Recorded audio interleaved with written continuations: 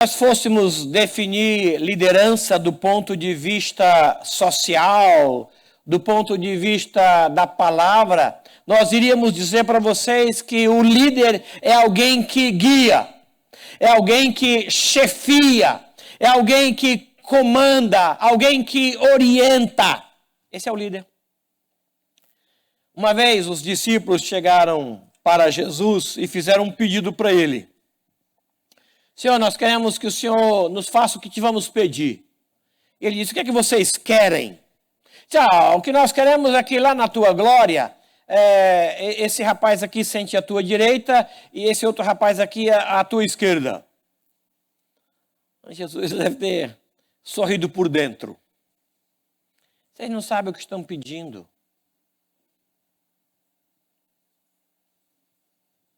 Aí o Senhor Jesus então explicou para eles uma questão de valores que eles haviam esquecido.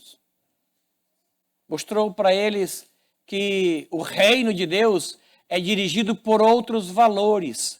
E ele disse, olha, entre os governos daqui é assim, nas empresas daqui é assim, mas lá no céu, ou entre vós, não é assim. Nós temos outros critérios. Nós temos outros valores, e eu quero chamar a atenção de vocês para os valores lá do céu, os valores de Deus, os princípios de Deus. É interessante que esse texto, no versículo 43, entre vós não é assim. Ele quer dizer que nós temos um outro caminho, nós temos outros valores. Ele não censurou o projeto de alguém querer ser o maior. Não, ele não censurou. Ele não censurou o fato de alguém querer ser o primeiro. Não tem nenhum problema. Você quer ser o primeiro na sua empresa? Não é errado, não é mal. Você almeja o episcopato? Você quer ser presbítero? Não é mal, não é ruim, não é errado. Você quer ser o melhor professor da escola? Excelente, que coisa boa. Você quer ser o melhor pregador da igreja? Que maravilha, que coisa bonita se almeja. Quer ser o melhor diácono? Ótimo, excelente. Não é errado você querer ser o maior ou o primeiro. Não é errado. O errado é quando você, movido por esse desejo, toma caminhos sociais, toma caminhos da mídia, toma caminhos da empresa. Aí você fez um gol contra. Aí ele vai trabalhar a nossa mente para os valores do céu. Ele vai trazer para a nossa realidade os princípios de Deus. Não é mal querer ser o primeiro. O mal é querer ser o primeiro usando os recursos daqui, os meios daqui. Aí você estará reprovado diante dos homens e diante de Deus. Pode até ser que nesse desejo de querer ser o primeiro, você tome caminhos errados, os homens aplaudam, elogiem, mas o Senhor não o fará. Não é assim. Por que não é assim? Porque entre nós não é assim. Nós temos outros critérios, nós temos outros valores. Vamos eleger presbíteros. Tá ótimo, beleza. Qual que é o critério? Vamos eleger diáconos. Excelente, qual que é o critério? Nós vamos eleger vereadores. Ótimo, qual o critério? Vamos votar no prefeito. Que coisa boa. Qual é o critério? O que a sociedade tem os seus critérios, não temos nada com isso. Que as escolas têm os seus critérios, não temos nada com isso. Que os políticos têm os seus valores e critérios, não temos nada com isso. Mas nós temos os nossos critérios. Entre nós é diferente. A ideia é que o Senhor Jesus chama os discípulos para uma outra realidade. Nós temos esse mês de outubro 2 eleições. A primeira delas que nós estaremos envolvidos será para eleger o prefeito e os vereadores. Os critérios são quase que os mesmos. No final, no último domingo, nós temos uma assembleia para a eleição de presbíteros e diáconos. Eu quero abrir os olhos, não só dos presbíteros e diáconos, mas de toda a igreja, para os princípios de Deus acerca disso. No texto que é passado aqui, versículo 43 até o 45, a primeira palavra para descrever este princípio traçado por Deus está no 43, diáconos. É interessante, eu queria ler para vocês de novo. Entre vós não é assim. Pelo contrário, é outra linha, é outra cartilha, é outro caminho. Não tem nada a ver com os critérios que eles observam. Quais são os critérios que eles observam? Como é que eu vou escolher um prefeito?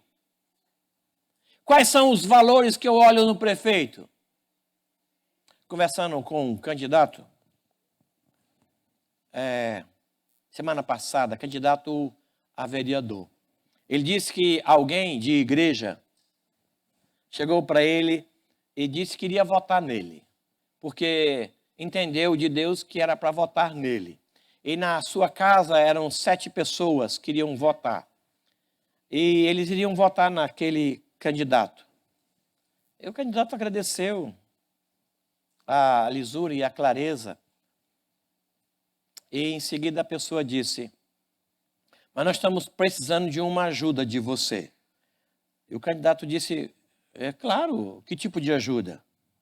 Disse: nós estamos fazendo uma construção e nossa construção está parada. Eu preciso do teto. E a madeira para o teto custa 14 mil. Aí o prefeito, o candidato disse: eu perdi 7 votos. Perdi 7 votos. Porque os votos de vocês são mais caros do que isso. Eu não posso fazer isso. Então, estou abrindo mão dos 7 votos se você está vendendo. Olha que princípio. Olha que princípio. Então, lá é assim. Entre nós não é assim. O Senhor disse que aquele que quer ser o primeiro, quer ser o diácono, quer ser o presbítero, quer ser o pastor, excelente obra almeja. Aí ele vai traçar, então, os critérios para que esta pessoa que almeja ser o primeiro ou que almeja ser o maior, ande nesse caminho. Em andar nesse caminho, pode até ser que ele não seja o primeiro aqui, mas será o primeiro lá.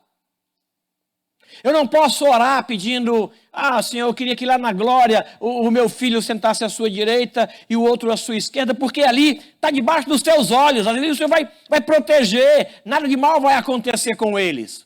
Entre nós não é assim. Você está com os valores distorcidos. Aí ele traça aqui a primeira palavra para descrever este princípio é diáconos. E a segunda palavra é doulos, é escravo. Versículo 44. Olha como ele é claro nisso. Quem quiser ser grande entre vós, será esse o que vos sirva. Diáconos. Serviço. Quer ser grande? Sirva. Comece então a servir. Quer ser o gerente da empresa? Comece a varrer na calçada da empresa. Que é isso? Como assim? Sirva café. Está numa reunião? Vai lá e sirva café. E limpe a mesa. Chegue antes e arrume os lugares. Quer ser grande? É esse o critério, é esse o valor, é por aí que começa. Aí ele continua dizendo: quem quiser ser o primeiro entre vós, seja este servo de todos, escravo de todos. Consegue imaginar a ideia de ser escravo de todos? Não é escravo de alguns, não é escravo dos que você gosta, não é escravo daqueles que pensam igual a você, não é servir apenas aqueles que dizem: bom dia, linda pessoa. Você está elegantemente vestido. Aí, se eu vou servir essa pessoa, ela me elogiou, ela agradeceu. Não, é todos. A ideia é essa. Então, o princípio de Deus é esse. Quer ser líder? Sirva. Pode até ser que os homens não vejam em você o serviço a ponto de qualificá-lo para a liderança, mas Deus o fará. O Senhor o fará. porque ele observa com outros olhos. Pensando nesta liderança para a igreja, eu quero pensar em alguns homens que tornaram-se modelos nesta arte de servir, nesta arte de ser escravo. Aí está um deles, eu escolhi 3 apenas. Um deles, José, era o filho favorito, se eu posso assim dizer. Ele tinha tudo para tornar-se orgulhoso e até a princípio ele começou, depois ele põe-se no eixo e é colocado no lugar para servir. A característica maior de José, ou José do Egito, como a gente costumeiramente fala, filho de Jacó, é que ele era profundamente humilde em toda situação. Ele foi vendido pelos seus irmãos. Foi traído pelos seus irmãos. Vendido por eles. Foi feito escravo de uma hora para outra. Ele saiu da posição de príncipe entre os irmãos para escravo de todos. Não só da família, mas de todos. Mas ele manteve a sua postura de um coração humilde. É isso que se observa nos líderes. É isso que se requer de um diácono, de um presbítero e de um pastor. É isso. Deus vai observar isso. Quando vai escolher o homem, ele observa isso nos seus escolhidos. Ele foi humilde na posição de escravo. Ele foi humilde na posição de prisioneiro. Por conta da sua fidelidade e dos seus valores, ele foi prisioneiro. E ficou muito tempo na prisão. E lá ele servia. Ele servia na prisão. Ele limpava a cadeia. Ele cuidava dos outros presos. Olha que coisa interessante a se observar numa liderança. Não houve na mente dele nenhum sentimento de que é isso, eu sou o principal da família. O Senhor me deu revelações de que eu vou governar. Vou começar então a governar. Não. Ele serviu. Serviu Potifar. Serviu a esposa de Potifar, até onde ele, como servo de Deus, poderia servir. Servo é a primeira palavra que vem quando se lembra de José. Mas também ele foi servo como primeiro-ministro do Egito. Serviu. Serviu o faraó. Não se colocou numa outra posição. Ele é colocado como segundo homem da maior nação daquela época. Aquilo não subiu à sua cabeça, não. Ele continuou a servir. A liderança não subiu à sua cabeça. Não esqueça disso, porque ele é servo. Servo é servo. Quem é servo como membro e recebe a investidura do diaconato, continua servo.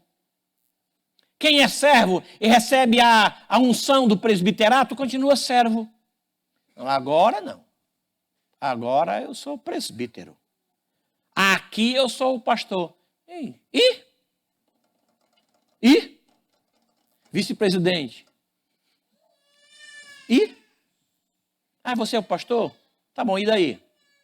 Quer dizer que você é melhor do que os outros por ser pastor? A sua carne é mais santa porque você é pastor? Não, você é servo. E agora você está numa posição de servir mais ainda. Por quê? Porque o Filho do Homem não veio para servir, para ser servido, mas para servir e dar a sua vida em resgate. O primeiro homem que a gente vê aí é José. O segundo homem que percebemos nessa lista de líderes pensando na igreja é Moisés.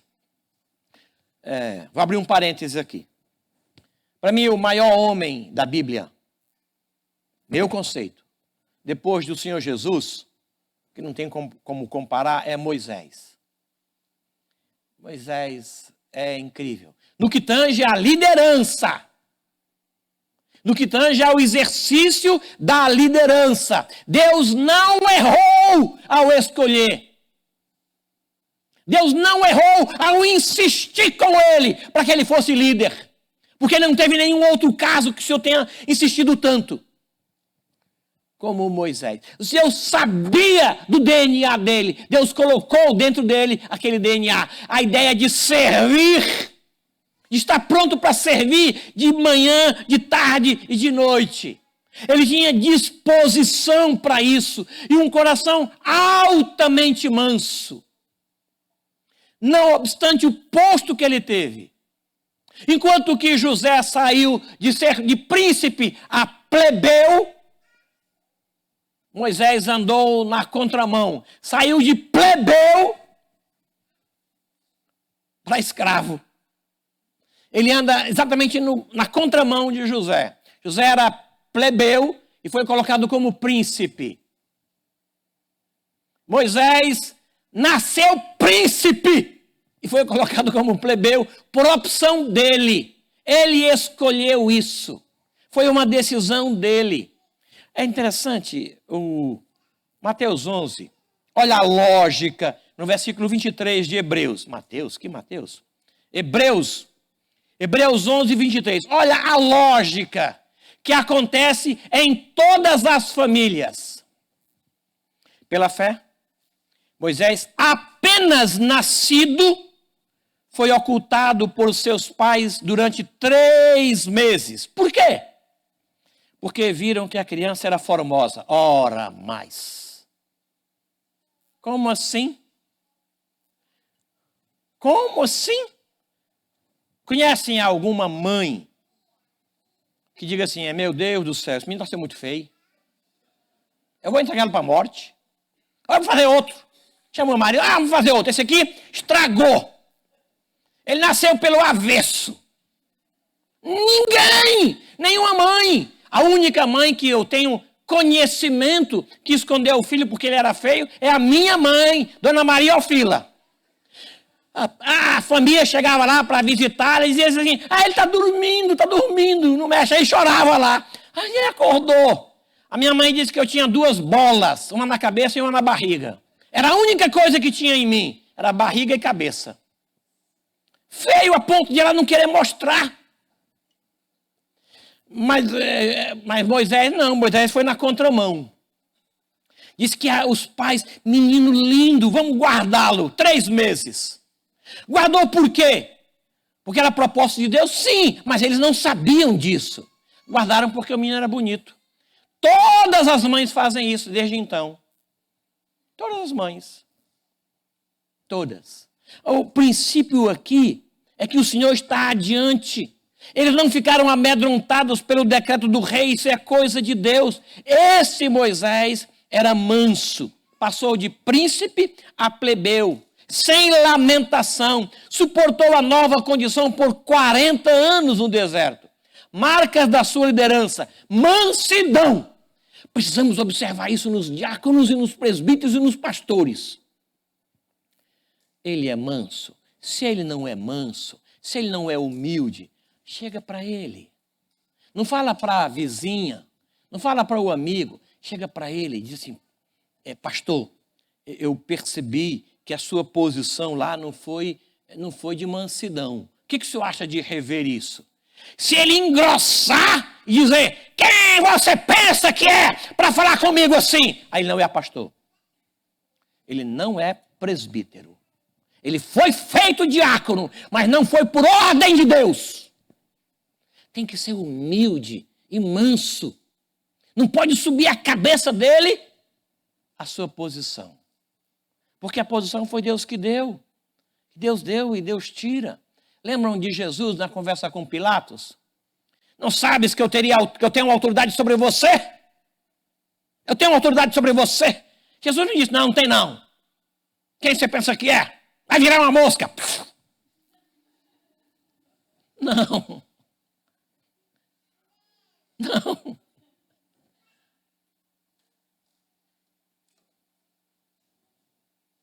Jesus disse para ele, sim, você tem. Mas nenhuma você teria. Se o meu pai não tivesse te dado. Ele deu autoridade a você. Então você tem. Eu reconheço a sua autoridade. Que homem fantástico o Senhor Jesus. Mansidão. O outro homem, deixa eu correr. Terceiro homem que se destaca no exercício da liderança para a gente pensar é Davi. José, plebeu, e foi colocado como príncipe. Moisés, príncipe, e foi colocado como plebeu. Nenhum dos dois se revolta. Nenhum dos dois fica chateado, irado por conta disso. Agora, Davi é uma história diferente. Porque ao longo da sua vida, ele é plebeu, príncipe, plebeu, príncipe, príncipe, plebeu. Ele fica nesse vai e vem e nada disso lhe sobe a cabeça. Nunca! Não é à toa que é tão fácil amar Davi. Chegando lá no céu, vou estar com Jesus. E eu vou dizer assim, cadê Moisés? Tenho que dar um abraço em Moisés. Abracei Moisés. Aí eu vou dizer assim, cadê Davi? Eu tenho que dar um beijo em Davi. Moisés é só um abraço e um cumprimento. Mas Davi não. Eu quero apertar o meu coração contra o coração dele. Eu tenho que conhecer Davi. Porque ele foi um líder magnífico. E a liderança nunca subiu à sua cabeça. Enquanto que em José, a humildade encontrou característica, em Moisés foi a mansidão, em Davi é diferente. A característica dele é diferente. Ele é um líder extraordinário aos olhos de Deus e aos olhos dos homens. Até os inimigos dele lhe tinham respeito por ser Davi quem Davi era. Ele se destaca pelo serviço que ele presta, sem que aquilo lhe suba à cabeça. Eu queria ver os requisitos bíblicos, que primeiramente Deus não exige dos homens. Que horas são? Nós vamos caminhando. Eu vou ver os requisitos e vou parar, tá bom? O que Deus não exige. Não quero cansá-los e a gente vai ter tempo de ver isso, tá bom? O que é que Deus não exige dos seus líderes? O que é que eu não vou observar para votar num prefeito, ou para votar num vereador, ou para votar num diácono, num presbítero? O que é que eu não vou olhar a observar a liderança pastoral? O que é que Deus não olha? O que é que Deus não exige? Primeiramente, andando na contramão das empresas que procuram alguém experimentado, alguém já vivido, alguém que tenha passado por muitas experiências, o Senhor não exige isso da sua liderança. Ele não exige que o líder tenha conhecimento de causa, tenha feito curso, diploma. Ele não olha para isso. Lembram quando Davi foi escolhido? Nem a família dele viu nele possibilidade de ser rei. Nem a família. Ele ficou magoadinho. Foi lá tocar harpa e ficou chateado. 3 semanas, não, nada disso. Não ficou deprimido porque o pai Jessé disse, filho, é o seguinte, o pastor está vindo aí para consagrar alguém aqui. Eu não vejo em você a possibilidade, você é muito novo. Quem sabe mais tarde, né? Quem sabe na próxima eleição. Agora não. Vá para as ovelhas. Aí ele foi pisando duro. Não. Ele é Davi. Aí o pastor Samuel chegou, olhou assim e disse, aquele, olha a altura dele. Oh, ele tem um cara de rei. Eu não sei se você faz isso. Tá lá os candidatos lá. Aí você diz, cara de presbítero. Altura de presbítero. Olha o diácono. Ele vai bloquear os bêbados de entrar. Olha o tamanho dele. É o diácono. Olha o tamanho dele. Pronto, é esse aqui. Assim fez Samuel. Aí Deus disse, opa, para. Não, eu não vejo assim. Eu não quero que você olhe com os seus olhos, eu quero que você olhe com os meus olhos. Aí veio o segundo. Aí disse, inteligente, olha o monte de curso que esse homem tem. Habilidoso demais é esse. Deus disse, não, também não, também não. Aí vem o terceiro, o quarto, e Deus calado, não é esse, não é esse. Aí passou o último e disse, errei o endereço. O Waze me mandou para a casa errada. Eu ditei lá, olha, a casa do futuro rei, e veio para cá. Mas não é aqui. Aí ele faz uma pergunta que soa até hoje. Acabaram-se os teus filhos? É isso aqui tudo? Aí o Jessé disse, não. Tem um, mas é muito novo. É bonitinho, mas é muito novo. Aquele menino vive o dia todinho cantando, entende nada de administração. Nunca pôs a mão numa espada. Muito novo. Dá não. É por isso que eu nem trouxe ele para cá. Eu nem classifiquei ele. Ele está lá, está com as ovelhas. O dia todinho por lá. Aí Samuel disse, manda chamá-lo. Eu não me assento enquanto ele não chegar. Não tem refeição enquanto ele não chegar.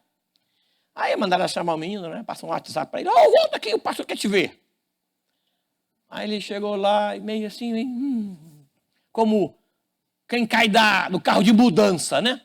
Sem saber onde está. Aí o Senhor disse, é esse o homem. É esse o meu homem. Unge-o na presença de toda a família. Porque é esse que eu escolhi. Olha que critério Deus viu nele. Por que não Samar? Por que não Abinadab? Deus tem os seus valores. Ele não escolheu experiência. Ele não escolheu capacidade. Ele capacitou os chamados. Lembram de Gideão? Gideão não só era o mais novo da casa, mas ele era da menor família de Israel. Menor. Aí o Senhor chega para ele, está lá limpando o trigo, né, debaixo de uma árvore. Aí o anjo do Senhor chegou lá e disse, vai na tua força, homem valente. Ele disse, opa, errou o endereço. Não sou homem valente, eu sou o menor, o mais tímido, da menor família. Aliás, nem é uma tribo, é só a meia tribo, né? É só ali. O senhor errou o endereço. Não. Você vai livrar Israel da mão dos medianitas. Como? Com quê? Por conta deste medo e desta timidez, ele vai lá e, num exercício extraordinário de liderança, ele consegue arrebanhar 32 mil homens para lutar. Olha que liderança! Já estava certo. Ele arrebanhou 32 mil homens. Ele convocou e o povo respondeu, atendeu a liderança de Gideão. 32 mil homens. Aí Deus olhou e disse, é gente demais. Eles vão achar que são eles que lutam e que a vitória vem pelo esforço dele. Eles vão achar que eles é que coordenam. É muita gente, Gideão. Faz com que volte os medrosos. E voltou gente à beça. Ficou, ao todo, menos de 1% dos que Gideão conseguiu arrebanhar. Ficou 300 só. Se é com esses que eu vou livrar. Mas Gideão continua ainda limitado, sentindo-se pequeno. E Deus fez a obra. Quando eles vão lutar, eles dizem, espada pelo Senhor e por Gideão. O que nós vamos observar nos líderes? Não é a experiência. Não é o conhecimento. É quem Deus separou. Deus não exige que eles saibam falar. Às vezes eu acho que Deus me chamou porque eu era feirante e gritava sem microfone. Gente, eu trabalhei em feira há muito tempo. Feira livre. E eu oferecia as verduras assim no goló. Tem farinha! Tem feijão de corda! Aí você Deus, é esse aí, ó. Chama esse menino aí, ó. Ele vai gritar no púlpito. pelo menos se não servir para abençoar, vai acordar o povo. E eu estou aí, há mais de 35 anos. Deus não exige experiência. Deus não exige. Lembra daquela menina na casa do líder da Síria, o comandante da Síria, um homem chamado Naamã. Os pais dela foram separados por conta da invasão. Ela foi colocada como escrava na casa de Naamã, exatamente o comandante da Síria.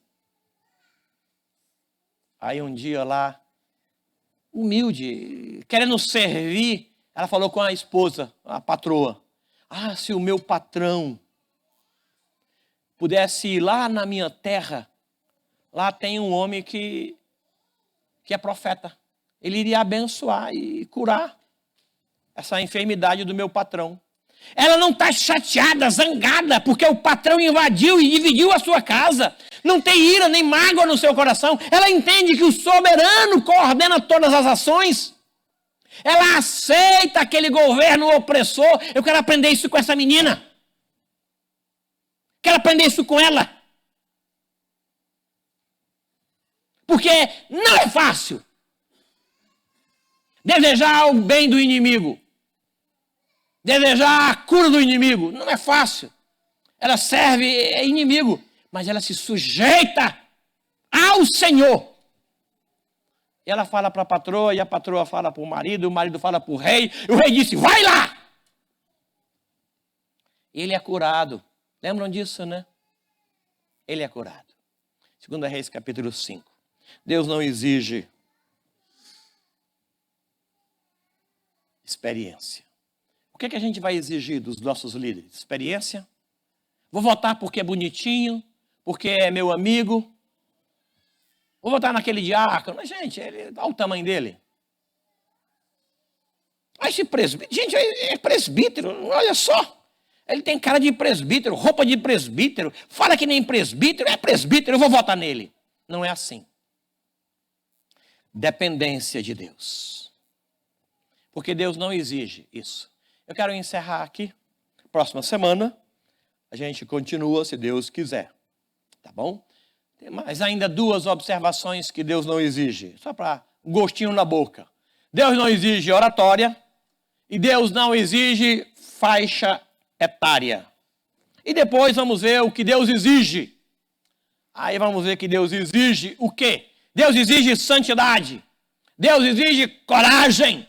E Deus exige dependência dele. Essas coisas a gente vai ver na próxima semana, se Deus assim quiser. Vamos nos colocar em pé. Desculpem se é mais um estudo bíblico do que um sermão. Esse ano, nós teremos a eleição para presbíteros e diáconos. Nós vamos observar isso, os critérios de Deus para esses homens. Porque quem é diácono sempre, a vida inteira. Quem é presbítero também o é a vida toda, vida inteira. Porque são unções, é unção que é dado a ele. Não é função, é unção, é direção de Deus. E o presbítero não é mais santo do que o diácono, nem o diácono menos santo do que o presbítero, são funções diferentes. A mesma unção, função diferente. Eu respeito muito mais o Demã porque é presbítero do que é diácono. Bobeira, estou pecando. Nós vamos ver as exigências de Paulo a Timóteo, quando chegarmos lá daqui a algum tempo, você vai perceber que são as mesmas. Os critérios que Jetro deu a Moisés são os mesmos. Chefes de 100, chefes de 50, chefes de 10, chefes de 1000. Mesmo critério. Vamos orar? Senhor, te damos glórias e graças, porque a tua palavra é o nosso norte. Não tem erro, o mínimo erro, quando observamos a tua palavra no que tange aos critérios para a escolha de líderes. O que o Senhor Jesus viu naqueles 12 homens que os separou? O que o Senhor viu em em Saulo de Tarso, em Barnabé, para separá-lo para uma obra específica. Queremos ter os olhos do Senhor. Queremos ter a mente do Senhor. Os valores do Senhor. Porque entre nós é diferente. Entre nós são outros valores. Abre os nossos olhos, por favor. Em nome de Jesus. Amém. Amém. Podem